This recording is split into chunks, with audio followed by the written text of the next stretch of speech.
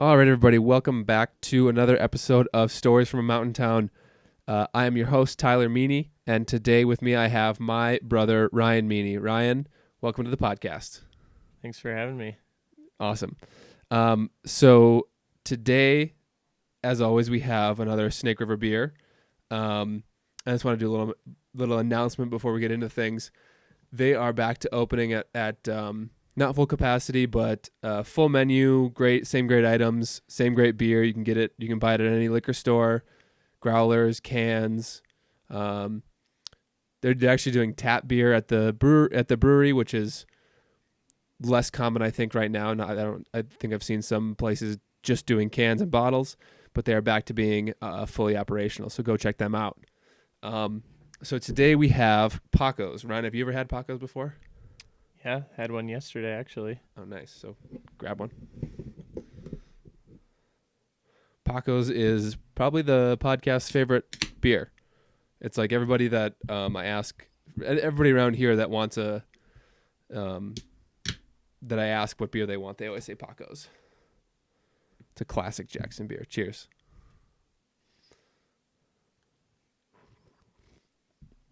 Okay. So Ryan has been out here. How long have you been out here now? 8 days now. 8 days. Living it up, wearing the Madeira hat. I think that logo is actually supposed to be the Tetons. Did you know that? I did not. It's a nice hat, though. Yeah, because they started it. They started it here, and then they moved it to Victor or something. That company, Madeira Outdoor. Shout out to them. And tell the people a little bit about what we've been doing, right? Since I've been here, we've been biking almost every day. Mm-hmm. I think the whole point of coming out here was to do a lot of biking and visit you guys. So earlier in the spring, I bought a new bike, and I bought it specifically so I could bring it out here and ride some of the trails in Jackson with you. So we've just been... We've done some major rides. We've done almost all of them in the past. We shuttled the Fuzzy Bunny to Jimmy's mom to Parallel lap, and then we did the what did we do? Black Canyon. Yeah, we did Black Canyon, and that's an awesome ride. I've only done that. That was my second time doing that only. But it's just like you park at the top of the pass, and then you bike along the south pass ridge there all the way to the top of Mount Ellie, and then you just go off the south side of Mount Ellie, and there's a canyon back there. And so it's like, how many miles was that one? Probably look at my app, but I think it was a 2-mile climb to get to the top of the trailhead, but part of the climb took so long because we had to stop and get off our bikes and carry them through snow about a quarter of the way, which there was still made a bunch it a fun of snow adventure. Yeah, and then the ride is just like a really fun, really fast, open downhill. Like there's not really jumps or anything, but you can get really flowy and fast, and it's really fun for us because we're not like big jumpers. It's 8.6 miles. Took us an hour and 2 minutes to go from the top of the pass all the way back down to the Stagecoach. Yeah, that was a really fun ride. I liked how we kept our speed almost the whole time, but yeah, it got a little sketchy when my brakes stopped working, and we were using a lot of front brake and barely slowing down in the corners, but made for a fun ride. Yeah, we were ripping there at the bottom. Like we were just going full tilt, and it was just like you're in the bottom of the canyon, and so you're just kind of moving back and forth on the little berms it's like a little squiggly trail, but you're not really stopping for any of them. You're just keeping your speed, ripping. The bikes are made to just rip through any sort of like rocky areas or rooty areas that we covered, but that was a lot of fun. And then this was a weekday, but we did like a little Phillips Ridge ride, just like halfway up and back down. And then yesterday we did, we rode Phillips Canyon from Arrow Trail. So you drive up the pass and you go to the same parking lot that Jimmy's mom starts at, which is the 2-level parking lot. It's like nearly halfway up. and then you got to do like 2 miles of pedaling, which is a really fun pedal, right? It was high up there, really good dirt, not too steep. Yeah, that was a really fun trail. Kind of, it was uphill, but it wasn't that hard. Like cool rolling sections, nice turns, and beautiful scenery too. Like we were way out in the Yeah. back country, which made for a exciting ride too. Yeah, we got way out there. Like, but we're below all of the bowls that you can see if you look at Mount Glory and to the right and to the north of them, below all that stuff near Ski Lake, really cool area. And then you basically ride from there all the way down to the valley floor back to the Phillips Canyon trailhead, which is where we parked my truck there and then shuttled Ryan to the top of the trail. So that was a really good ride. And we had our first tumbles of the trip on that trail because we are going super fast, and then there'd be like these rocky technical sections out of nowhere, and then Ryan kind of ate shit, and then I just took a small one.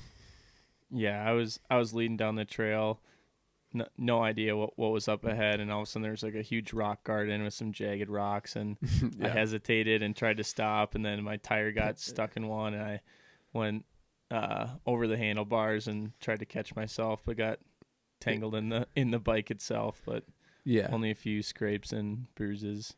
Yeah, and luckily I got it on my GoPro, so when I post this video this week sometime, you'll be able to see that. That'd be good. But yeah. I think it was cool too. We were talking yesterday with Tyler's friend Cove, and he was saying, yeah, sometimes it's good to fall on your mountain bike and not get hurt, because then it takes away the fear of like riding fast or going off jumps, because you know you're not going to get hurt that bad. Yeah.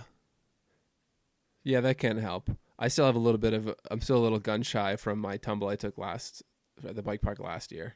Yeah. I guess that one fucked me up. I've never fallen that hard or Yeah. had any head injuries from my bike falls yet. Yeah, I don't even know how that happened still. For the listeners that don't know, so last July, like around this time actually, like I think it was July 1st, I was at the bike park here at Jackson Hole Mountain Resort, just riding on my own. It's not a very big bike park, and I know all the trails. And our stepmom Leanne was at the Teton Club, and I texted her. I was like, "All right, last run, then we'll come hang out." She had some girlfriends in town, and I was hitting the trail called True Grit, which is like a bigger jump line, so pretty good jumps in there. And I was doing it so many times that I was like clearing every single jump like pretty well, and I was going really fast and like not braking. And then I was like, kept pushing and pushing to go better and harder, and then all of a sudden I like wake up, kind of my memory comes back to me, and I'm like sitting on the side of the trail on my bike covered in dirt and blood, and like just really confused, really out of it, didn't really know where I was. And I was calling Taylor because I was just like, I don't know where I am. I need to figure out what's going on. And I was like asking her where she was, even though I knew she was babysitting that night. And I was just like, what the fuck? Like, so yeah. I still don't know. I still don't actually remember the crash at all. Those jumps are just too big and scary. Yeah. And especially by yourself and no one there watching you.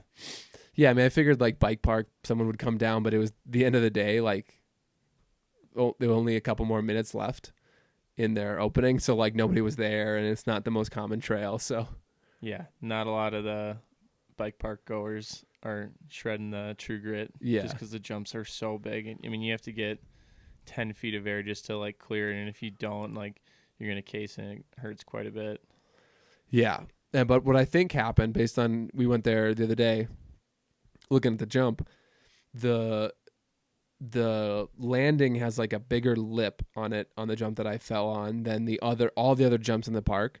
So I'm thinking like either I hit my nose on it or my tail on it and just like flipped over, because like it seemed that I landed directly on my face, because I just had like bruising on my right cheek and like a big like scrape on my face, and then like on my arms from like the right after it. And then my helmet had like some scratches on it. My pit vipers and the sunglasses that I wear, the lenses were all scratched up from landing on it. So, but you did get redemption. So I got redemption. Yeah, I went back and hit it and landed it, and I'm here to tell the tale.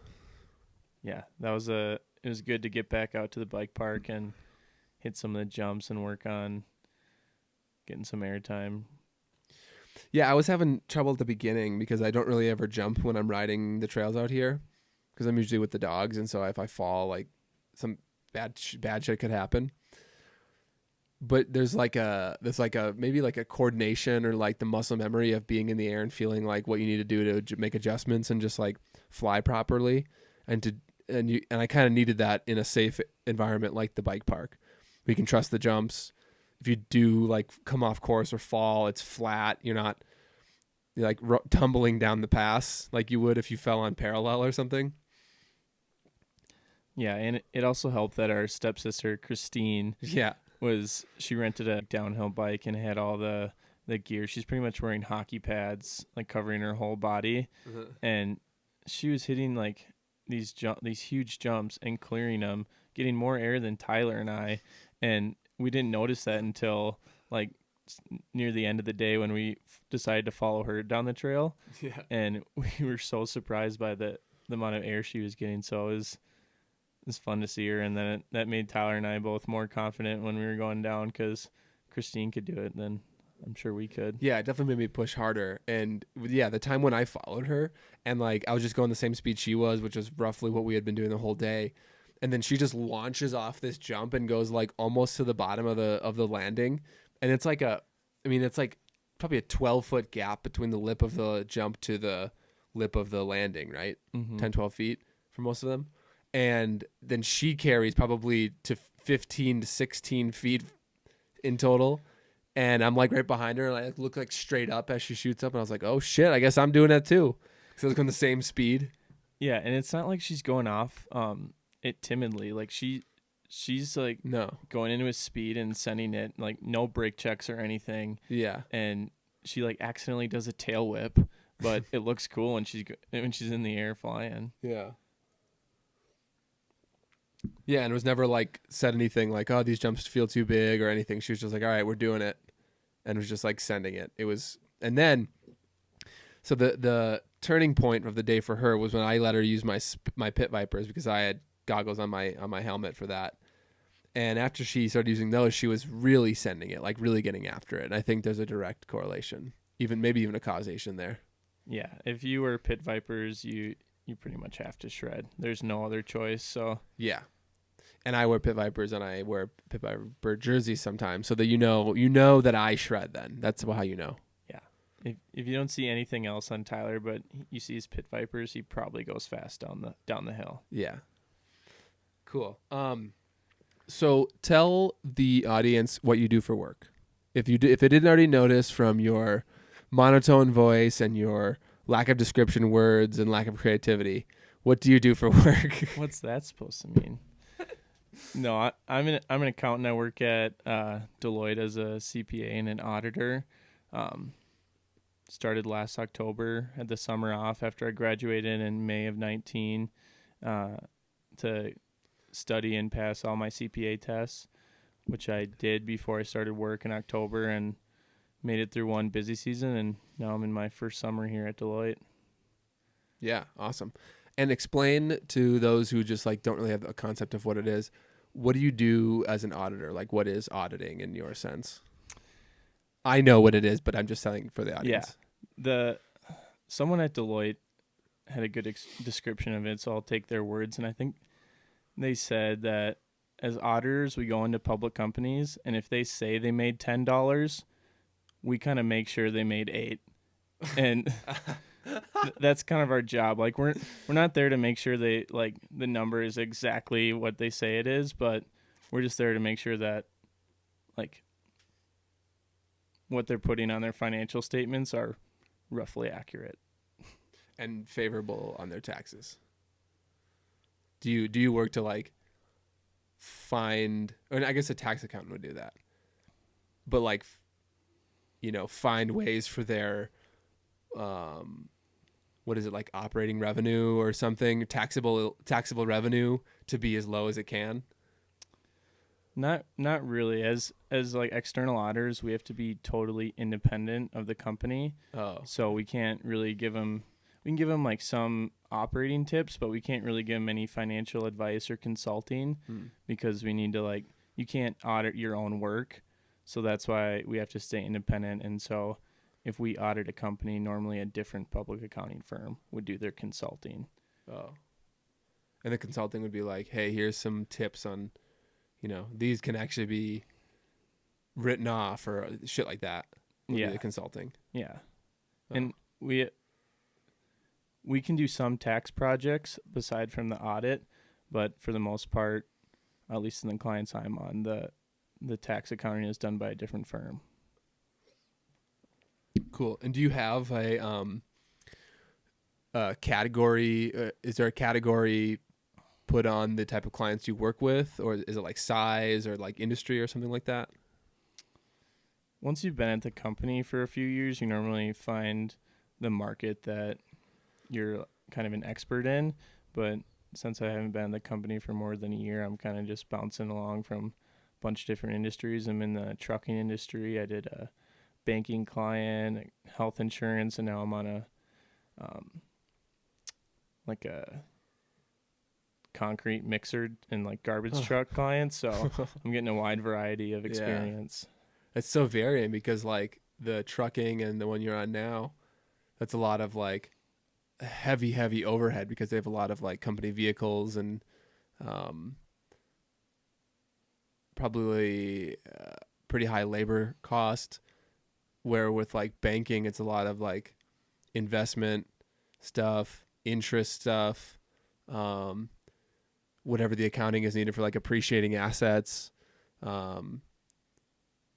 I don't even know how I didn't get into must be accounting 3 where they talk about like how you do the books for loans, but like all that stuff is probably pretty interesting. Yeah, all 3 or 4 of the clients that I've worked on have been completely different because this like concrete mixer company, like they have a lot of parts, like specific parts and like chassis and whatnot that they're putting together that they all have to account for versus a health insurance company is they're just taking premiums from nothing tangible going on there. The members in their plan. Nothing concrete. Nothing concrete. Not as concrete as the concrete mixer. There you go. Boo. That's from the audience is booing me right now. That's cool. So what was your thought process when like the light bulb went off in your head and you decided I'm going to be an accountant, or I want to be an accountant? Was there like a moment? Yeah, I actually have a good story. So I went into college and I didn't really have a specific plan, but I just knew I wanted to do something with business. I know a lot of kids going to college thinking the same thing. And after 1 year at St. John's in like the business track or whatever, I didn't really quite like it. I wanted something a little more tangible like accounting or finance. But I was like, I didn't actually like the accounting major. I didn't like accounting. So I was like, I don't want to be an accountant. They're boring. They are boring. We are boring still. But so then I thought the finance degree would be the right path for me. And I did that for 1 year. And then after my sophomore year, I studied abroad in Fiji for 2.5 weeks. And the professors that kind of guided the trip were both accounting professors, and one of them was named Ben Trinka, who's my advisor as well. And we were actually like sitting on an island in Fiji having a drink at the bar, and we were just talking about life. And Ben's like, because Ben was really good at just like seeing what we wanted, what we're interested in, and kind of like telling us his story and where we should go in life. And so we were talking. He's like, "What do you want to do with a finance major?" I didn't really have a good answer, and then he talked me through kind of his background and why accounting would be really beneficial. And he laid it out like perfectly that I could do everything that a finance major could, but I could go get my CPA as well. And so as that night in Fiji, I told Ben that I was going to be a CPA, and then that summer after Fiji, I switched and interviewed with Deloitte 2 weeks after I switched, and here I am now. Here you are now. Yeah, and that was so valuable that you got an internship with Deloitte and then Like, I don't know if you told them, like, you made it clear you wanted to get a job with them, like that was your goal, or if that was their goal. But that's just like, I think that's the most important thing to getting a good job out of college. It's just like getting an internship with something you'd actually want to do full time. Yeah, and St. John's accounting department does a really good job of getting like all the big four accounting firms and some of the smaller accounting firms on campus to do interviews. Mm-hmm. And so I interviewed with 3 of the big four and had or internship offers from 2.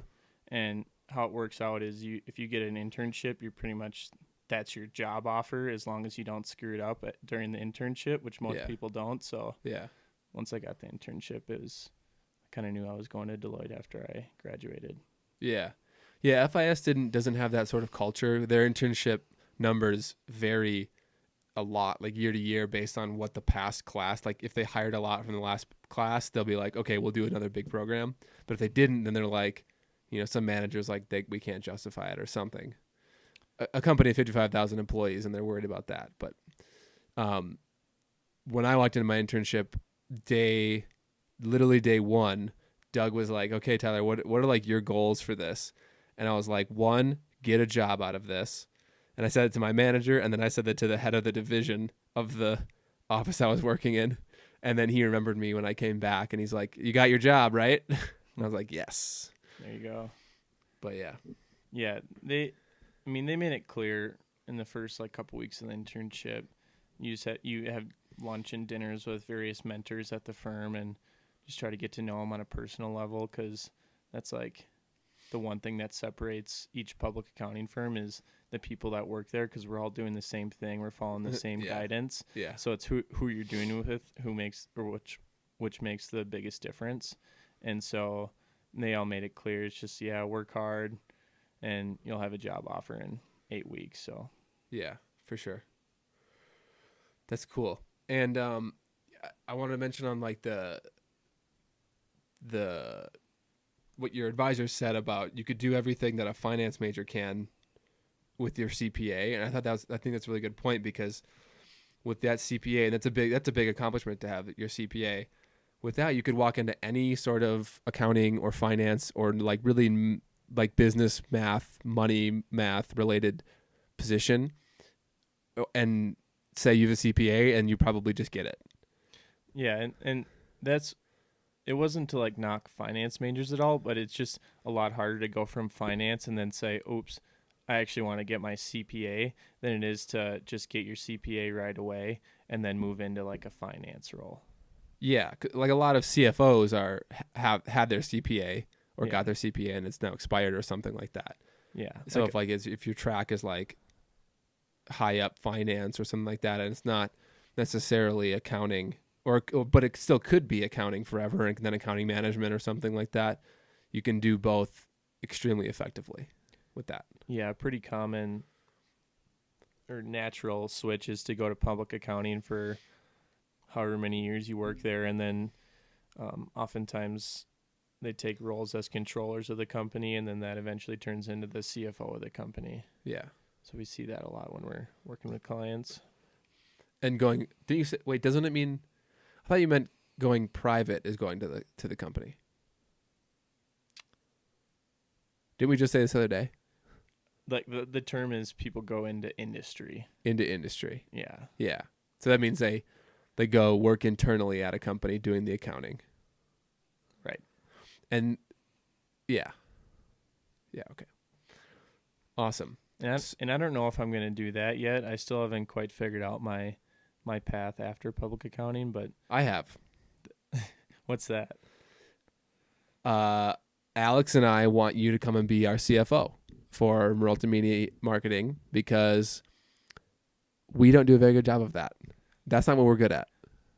Well, let's take this as the official interview, and you let me move out to Jackson, live in your house, and then I'll do all your finance and accounting. Okay, it's pretty easy right now. We get like 5 monthly payments at one time, like within a few days.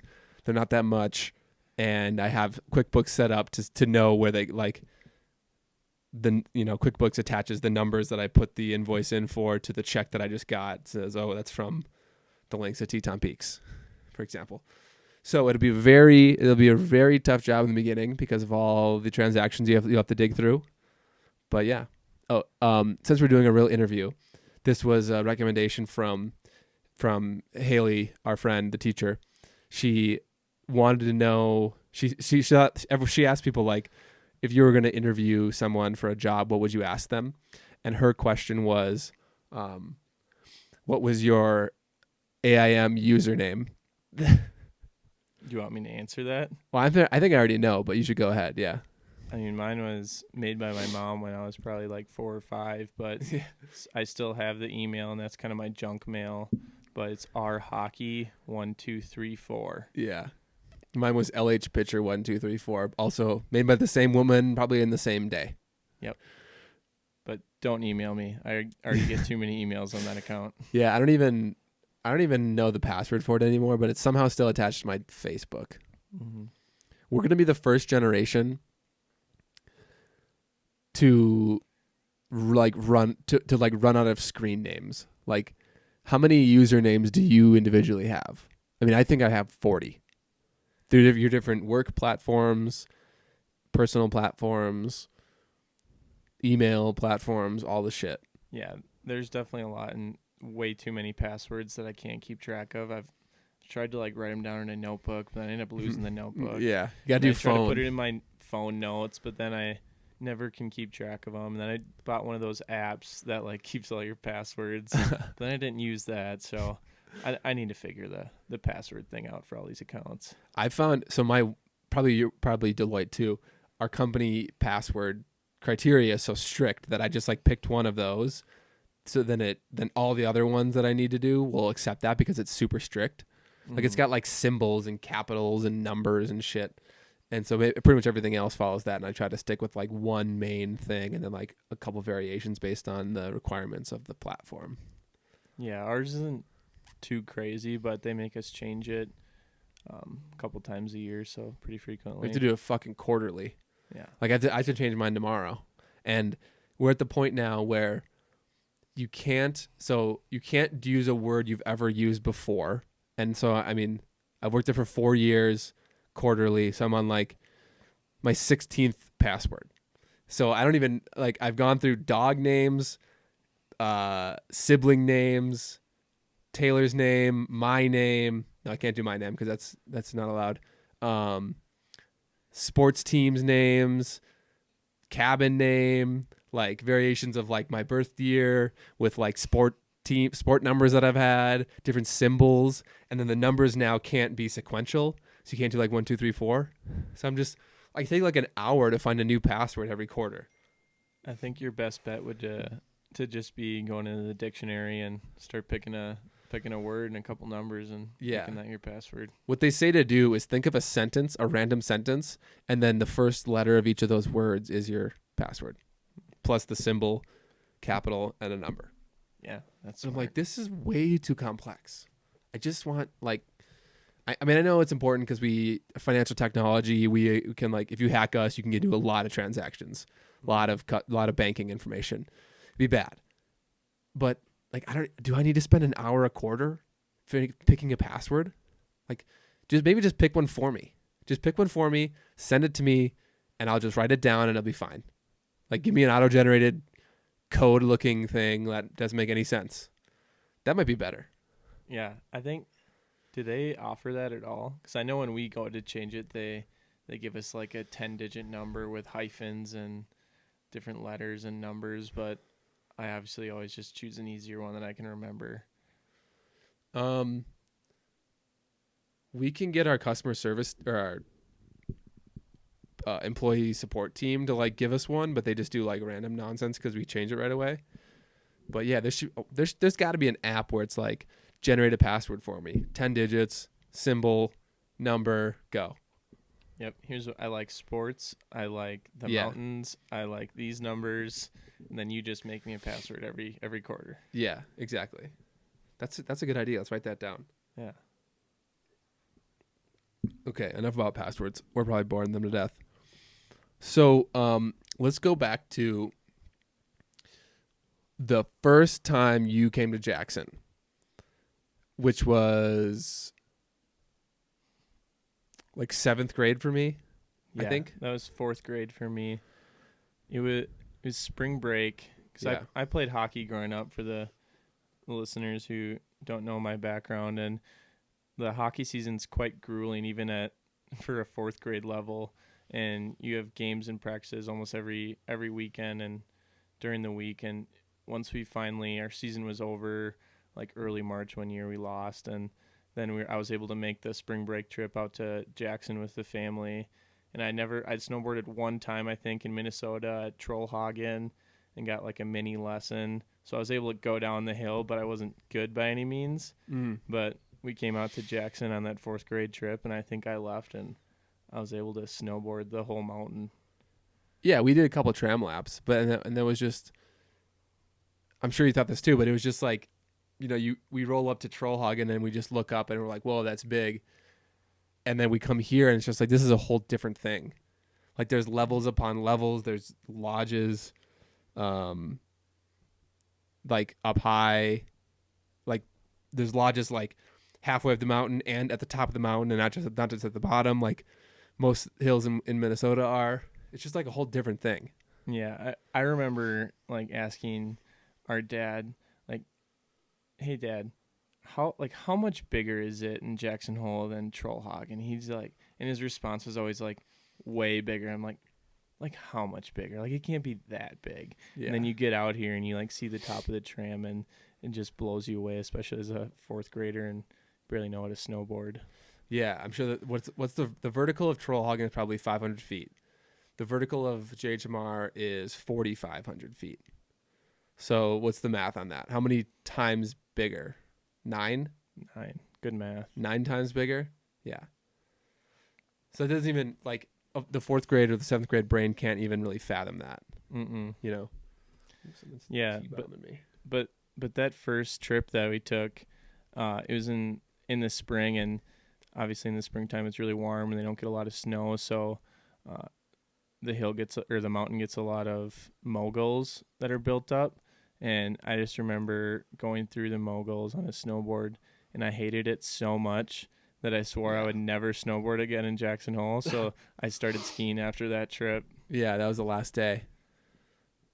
That was such a fun trip because it was just like in the spring here, it doesn't really snow as much. Obviously, it was like late March that we were here. So it's just super warm, and you go up high in the morning and like do some bigger runs, harder runs. And then that trip, we would just rip, like they'd open the terrain park at like 1:00 every day or something, and 12:30, and we just rip terrain park laps all afternoon because they're just soft and slushy, and you can just do the jumps and not worry about falling and do the boxes. And it was I just remember being a really fun culture because it was like everybody would go there and wait at the beginning, and like you wait till your turn and you yell dropping in, and then you watch everybody do their thing. And there's really good riders here that we were like, whoa, holy crap, they're doing all these tricks. Yeah, I really enjoyed that. On that trip, I was blown away. There was another kid who had to have been like 3-4 years younger than me, and he was doing like 360s, and he seemed to be the best rider going off all the jumps. And I was just so enamored by how like someone could be that good at that young of an age. Yeah, and now we know he just lived here and it was Kai Jones or something. Yeah, and that's just their Tuesday. They're going out there and yeah, like that's their gym class or something. Yeah, it's pretty insane. And then I also remembered like, and it's kind of still this way, just like everyone hanging out in the warm base areas, like end of the day. Like I had a lot of days this year like that where it's just like hang out, have fun, and that's those memories. Those are the things I remember about that trip. Just we weren't drinking at that age, obviously, but like parents were, the other adults were, and we were just hanging out, having fun as like a little just like a skier community, just at the bottom. Yeah, having never been out here before, it's just so fun to like get in like the ski village because it's just a different atmosphere than anything we've ever been a part of. Yeah, for sure. Was there a moment when you kind of realized that Jackson is different than other mountain places? Well, one, I've been here the most out of any other place. I've skied at Bozeman one time, and I've been on a couple summer trips to Denver or Vail and then Boulder.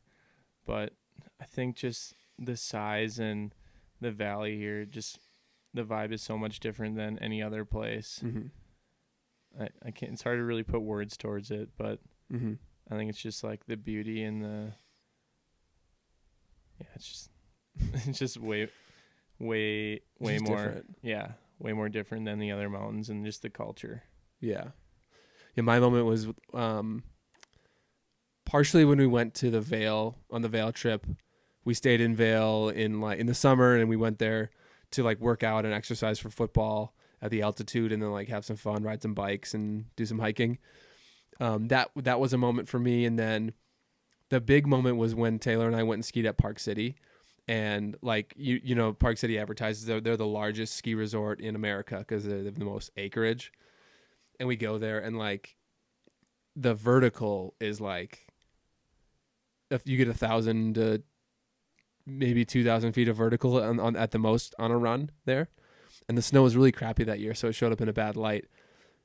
But I just saw the mountains around there, and I was like, these are not the Tetons. These are not as rugged or as jagged or as big as the Tetons. Like this is not as good, not as big.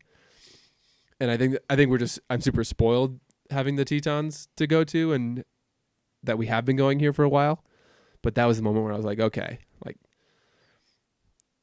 they're not on the same playing field. Maybe a lot of the Colorado resorts and Park City are, but like Jackson is just kind of separate. Yeah, and I guess I can only attest to skiing Bridger Bowl in Bozeman, and that was it's kind of a smaller resort, more of a local vibe there, but it was still a ton of fun, a lot of cool runs, and they have this kind of unique thing where you take a chairlift to like 700 feet below the peak, and then you have to like unclip your skis and climb up to the top if you want to get like the fresh snow and the good snow. Mm-hmm. And so not a lot of people do that. So no matter what day you go out, whether it's snowed the past day or the past week, like you're going to get some good turns in, which I thought was really cool, but still didn't have the same vertical or the same like difficulty as Jackson Hole did. Yeah. Yeah, Jackson Hole is super busy because it is known now as it's like it's totally on trend. It's like the hot resort. It's like it's the place right now. No thanks to the Kardashians, but it's so busy. So like powder days get tracked out quicker, the groomed runs get messed up quicker. Like that just happens from being super popular. But the ability to ride any of the chairlifts and find some really, really crazy terrain is probably unmatched. You could ride up probably all the chairlifts except for Tiwanaut and find a cliff, right? Yeah, no, I mean, And the one the Moose Creek, the one that brings you back from the Hobacks. right. I mean, you barely have to go looking for it. You just turn your head in both directions. You'll find a cliff somewhere. Yeah, like I spent a lot of my powder days, lapping this one section. I'd go up Sublet. You go up Sublet, and then you go over to the bottom of Rendezvous Bowl, and then you take another left, and you go along the cat track that would take you to like the top of Thunder, but then you drop off to the side before, like way before Pepe's Ridge, and there's this cliff line up there that always says like closed cliffs, but then there's one little chute that they sometimes have open, and they did this year because there was good enough snow, and so you drop down the chute, and you can hit a cliff line off the sides. Do a chute, go to a little flat area, and then there's another cliff line where you can like kind of pick your poison. You can find a roller and just kind of go down it, or you can find a very big cliff and jump it. There's enough room. And then there's another flat area and then another cliff line.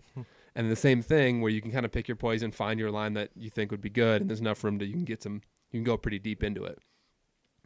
And so we had a couple days with like Noah and another guy, his buddy Sam that now lives out here. They're really good skiers.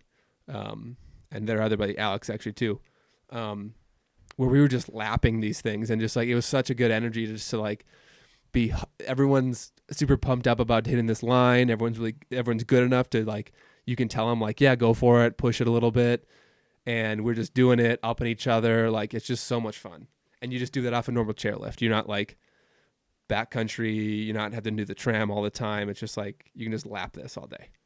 Yeah, and we kind of had a day like that this past winter when we were skiing with your friend Jeff and Cove and a couple other people like joined up, and just being able to do laps with like those groups of people, and Yeah. you're slashing like snow at them, or all of a sudden Cove does a backflip just right next to you and you're not expecting it. Like it's stuff like that that just makes it so much more fun than like going out and like getting some turns on your own. Definitely. Yeah. That's something I missed, or that's something I really value because all through college, like none of my friends skied or snowboarded. So I didn't go with like anybody, like ever. I can think of like 5 times where I went with somebody all through college. Yeah, I think it just kind of speaks to like it's fun to go out and mountain bike by yourself and ski by yourself, or like on a lake, like go jet skiing by yourself, but it's really like who you're with and like yeah, who you're with and like doing it there with you that makes it so much more fun and enjoyable and makes it that memory that just sticks a while. Yeah. Yeah, it's fun to mountain bike that trail, the trails we've hit, but it's way more fun to chase you and I be chasing each other down the hill on our mountain bikes and be like tire to tire. Like it's so much more exciting when I'm like right behind you and like I'm not really seeing the bumps. I'm just like, all right, if he's doing it, I'm doing it. And like I just stay prepared and stay light and stay agile and just like just go. Right. And then when you can share that memory with someone, like we'll be able to talk about like the runs we've done this week for a while, and it's like, oh, do you remember when you fell over your handlebars? Yeah. Like that was hilarious. And just like being able to share those memories makes it that much more enjoyable than going out by yourself and riding. And even if like, and I think of our trip up when we toured up Edelweiss. So that was my first trip on Edelweiss ever. And I didn't want to do it without somebody else. So I trust you out there, even though you don't know anything about the backcountry, but I trust you logically and athletically. And I know that like if something happened, you could get us out and I could get you out. But like that day was like some of the best turns I had all winter. Like probably top 2-3 days I had all winter was that one. And if I had just done that on my own, and I was like telling Taylor like, oh babe, it was crazy. It was snowing so hard. It was like just nuking. Like we couldn't see anything. I couldn't see anything way up. Like, and there was these Malamutes that were up there. They were so big and fluffy. It was awesome. Those dogs were huge. Yeah, they were big ass Malamutes, and the owner said he does that every single day. And I was like, you're a badass. And then we do these turns, and it's like, oh, Taylor was like, I couldn't breathe. It was like up over my head. Like it was so deep. It was amazing. That's just like basically talking to a wall. Because Taylor's loves that stuff too, but wasn't there. So she can't be like, she wouldn't get her out of her seat like if you and I were reminiscing of it. Yeah, like this past winter, you would just call me after you'd been snowboarding or had a big powder day. And it's like, wow, that sounds amazing. But then like when you're actually like there doing it, like your excitement and like just grows when you're like, oh yeah, I just shredded a mountain with like a foot of powder. Like that just means so much more when you're there doing it than when you call me. And mostly just makes me jealous. Yeah. I try to not call Al to talk about that stuff because like he doesn't do this stuff. So I'm like, I talk to Al like 5 times a day, but I don't talk to him about that stuff because it's definitely falling on deaf ears. Because I say, yeah, I caused a little slide today, and that means nothing to him. Or like, yeah, the boys and I were ripping through like 3 feet of POW. That doesn't really mean anything to him because he has never done that. Yeah. But you have, and you know what causing a slide means. And if I told you I did Edelweiss, you would know. You would be able to picture what that felt like. Yep. We got to get you out there on a clear day because the only day you did it, it was super socked in. Like that kind of added to the excitement and adventure of the day too, because we were both first time ski touring in the backcountry, and we couldn't even see where we were going really because it was snowing so hard. Yeah. And that, definitely added to the adventure, and it made me a little bit more tense because it's like, we could take a wrong turn and really fuck up here. But I've been up there when it's warm and sunny, and I like have my shirt off, and it's just like, it's so chill now that I've done it. And when it's bright, when it's sunny, you're not that far from the road. Like, right. If you get lost there, you're really doing something wrong. You really have to just follow the elevation down, and you're going to get to the road if you really need to get out. Yeah. You'll get somewhere where there's a road. Just go down. Yeah. The elevation all points back to the road because they've like followed a creek to make the road at one point. But yeah. Definitely. What else should we talk about? What so I think I might have mentioned on here before, but Ryan and I are going to climb the Grand this summer. And I'm speaking it into existence so that we have to do it now. We can't chicken out. We can't get lazy about it, like about not setting it up. I'm speaking it to my audience. So now it has to happen. So audience, hold me accountable. Family and friends, if you're listening to this, hold us accountable. If you haven't seen us posting something from it by October, tell us we need to get our ass in gear. Or September, actually, probably. Yeah, we should just do And it. more so, tell Ryan to get his butt back out here because it's too snowy to do it right now. So he needs to come back out. Yeah, and luckily with the COVID, all Deloitte employees are working from home, as I'm sure a lot of other people are, and you have good Wi-Fi, so that means I can just hop in my car and drive out here and work in Jackson rather than in Minnesota. Yeah, keep going. I'm just checking the camera. So we're having some camera issues here at Stories from a Mountain Town. My normal camera, the Sony a6500 I use for most things, it doesn't want to take video. And if there's anybody out there that knows cameras, please message me about this because it's really bothering me. So I got a new memory card. I have 2 memory cards for it. They're good high-speed memory cards. But all of a sudden, I'll go to press the video button on the camera, and it thinks there's not any room on the memory cards, even though the memory cards are totally empty. So I don't know what I'm doing. I don't really want to have to just go buy a new memory card every time this happens, but might have to. So today we're using a GoPro with a makeup mirror light behind it. So yeah. Oh, that's sick. Look what Al just made. Okay, so yeah. So we're going to... No, we're not taking a break. We'll be done soon. What are we at? 47 minutes. Yeah, we'll be done soon. So we're climbing the Grand. Ryan, what are some of your preliminary thoughts or fears about climbing the Grand? Well, the first one and the biggest one is obviously like falling off and dying. Like plenty of people have done that in the top of the Grand, but I think the biggest fear is just like not having enough fitness to make it to the top, or like having it be so like grueling that it's not enjoyable. Yeah. Like I want to be able to be in as good of a shape where I can enjoy the whole way up and the climb and enjoy the views when I'm up there and not have to worry about like climbing down this huge mountain once we get to the top. For sure, yeah. Those are valid. And so I think as far as big mountain climbs go, the Grand is pretty easy. Like there's a route where you can basically just hike it the whole way. You don't have to actually do any climbing. But the classic route, the Exum route is what it's called, created by Exum guides that people will go through.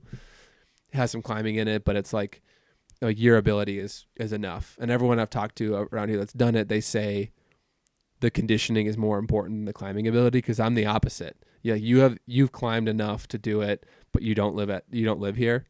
I live here and do the stuff. I'm in mountain shape, but I've climbed like twice in a gym ever.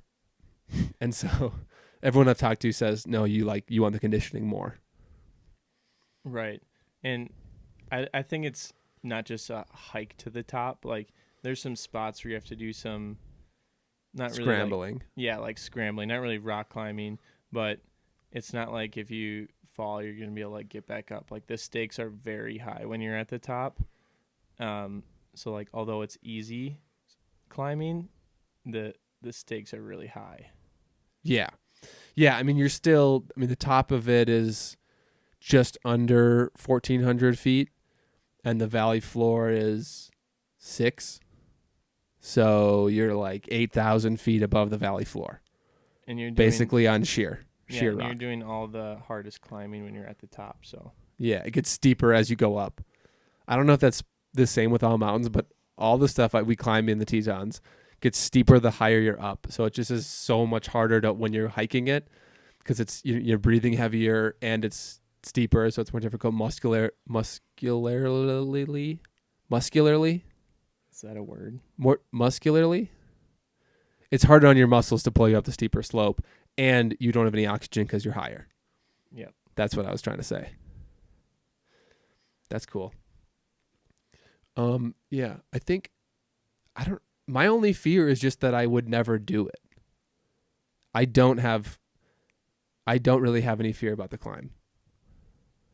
The amount of people that climb it and the athleticism and coordination of the people that climb it, you'd probably be surprised. Like, it's usually just like rich people that do it. Yeah, and I don't want to, like, it's a big climb, so I don't want to, like, be naive and go in there thinking I'm, like, a relatively in shape Minnesotan and I can just do it. So I'm going to have the mindset of it's really hard and I'm going to train quite a bit so that I am prepared for it. Really, the only thing you can do in Minnesota is like get one of those altitude masks. Yeah, that too. Or you can just run in Hayward on those trails because all they do is go up and down. Yeah, but that's not the altitude. Like that's Right. Then your muscles will be good and you'll have a good start on the lung capacity. But it's like, I think unless you're doing something at